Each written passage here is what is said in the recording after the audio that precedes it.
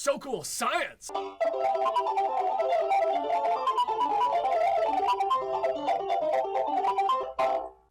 are we multicellular organisms? Well, that's a wicked cool question, and I don't know about you, but I'm multicellular because I have more than one phone.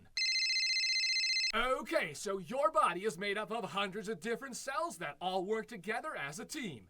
Oh, and you know what they say, there's no I in team, or O-U-G-H-R or B.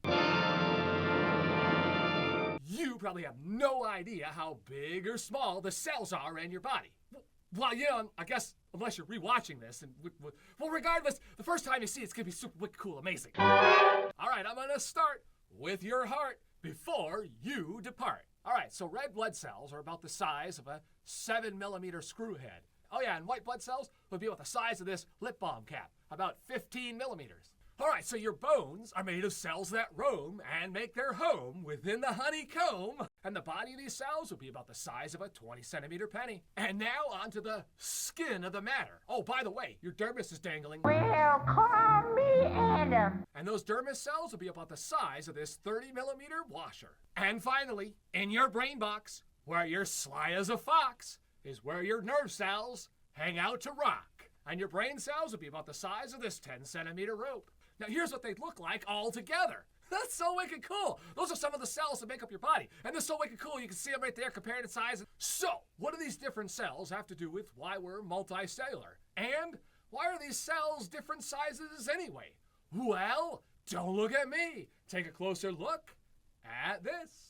To understand how multicellular life evolved on this planet, we need to look no further than a fertilized egg's development. Sometime around about 1 billion years ago, a single cell most likely divided and got stuck together. This gave the cells an advantage, and when these cell groups went to reproduce sexually, this produced other cellular groups, leading to the first multicellular life. As these cell groups continued to evolve, different cells in the groups evolved different jobs. By the process of gastrulation, the embryo differentiates into 3 different types of tissues. Skin and nerve cells share a common ancestor, as these cells develop from the ectoderm.